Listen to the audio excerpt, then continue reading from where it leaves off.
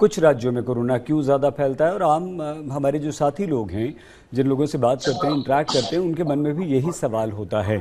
अब जबकि पिछले 24 घंटों में ये आंकड़ा 18,000 को पार कर गया है मिलन, तो ये रफ्तार आपको बढ़ती हुई नजर आती है? देखिए, कल भी हम इस बारे में बात कर रहे थे और निश्चित रूप से क्योंकि कंटेनमेंट नहीं हो रहा, क्योंकि लोग मास्क नहीं लगा रहे, सोशल डिस्टेंसिंग नहीं फॉलो कर रहे और टेस्टिंग भी ढंग से नहीं कर रहे, इसलिए ये नंबर अभी बढ़ता हुआ दिखाई दे भी रहा है। Season change, containment strategy, social distancing ना होना और बहुत इंपॉर्टेंट फैक्टर है जीनोम सीक्वेंसिंग में अगर पता चलता है कि एक नया वेरिएंट आ रहा है, क्योंकि भारत में भी हम देख रहे हैं कि जितने नए वेरिएंट्स दिखाई देते हैं या तो वो महाराष्ट्र से निकल के आते हैं। पिछले कुछ साल में हमने देखा कि ओमिक्रॉन वेरिएंट जब भारत में आया था तो वो हैदराबाद और केरल जैसी जगहों पर दिखाई दिया था सबसे पहले, जब वो साउथ अफ्रीका से आया था। तो ये कुछ कारण है कि जहां पर म्यूटेशंस हम ज्यादा देखते हैं कोविड की, वहीं पे ज्यादा स्प्रेड सबसे पहले दिखाई देता है। इसलिए भारत सरकार में स्वास्थ्य मंत्रालय की तरफ से भी ये कहा गया है कि इन जगहों की सेनेटल जीनोम सीक्वेंसिंग होनी चाहिए, यानी कि यहाँ के जो लोग हैं इनका जो Covid positive sample positive test करेगा, उस सैंपल को जरूर जीनोम सीक्वेंसिंग के लिए भेजें, चेक करें कि कोई नया वेरिएंट आया है या नहीं।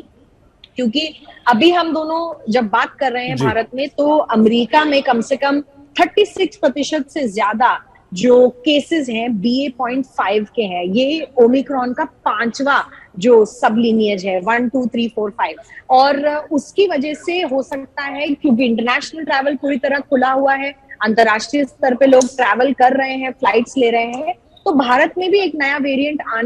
आने से हम रोक नहीं पाएंगे, लेकिन हम उसका जो बचाव है वो वैक्सीन से कर पाएंगे। फिलहाल हमारे पास जो वैक्सीन है वो ओमिक्रॉन पे काम करती हैं, और मैं आपको ये भी बता दूं कि भारत में सबसे पहली जो mRNA वैक्सीन है वो बना दी गई है, जेनोवा बायोफार्मा की ये वैक्सीन है, और हमें अब फाइजर मॉडर्ना की तरफ नहीं देखना पड़ेगा। हालांकि इस वैक्सीन को मार्केट में आने में कुछ समय लगेगा, लेकिन ये एक ऐसी वैक्सीन है जो नई टेक्नोलॉजी पर बेस्ड है, और अब भारत में भी हम mRNA वैक्सीन देखेंगे जो ओमिक्रॉन और उसके सब लीनिएजेस पर कार्यरत साबित हुई है ट्रायल्स।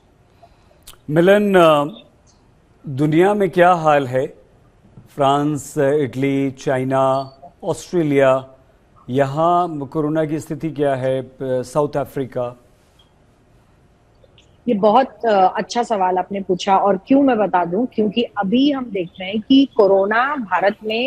एक्टिव केसेस में 1 लाख पार कर चुका है और न्यू केसेस में 18,000 से ऊपर है। लेकिन अभी तक भी हमें कोई ऐसी सूचना नहीं आ रही है राज्यों से या फिर छोटे राज्यों से कि जहां पर हॉस्पिटल्स में बहुत ज्यादा प्रेशर बन गया हो या फिर अस्पतालों में बेड की कमी हो गई हो, ऐसा नहीं हो। लेकिन इन देशों में अगर हम यूके की बात करें, चाइना की बात करें, हम मेक्सिको या फिर यूरोप के कुछ देशों की बात करें, वहां पर केसेस के साथ साथ हॉस्पिटलाइजेशंस भी बढ़ रही हैं। अब आप ये भी कह सकते हैं क्योंकि वहां की ज्यादातर पॉपुलेशन बुजुर्ग है,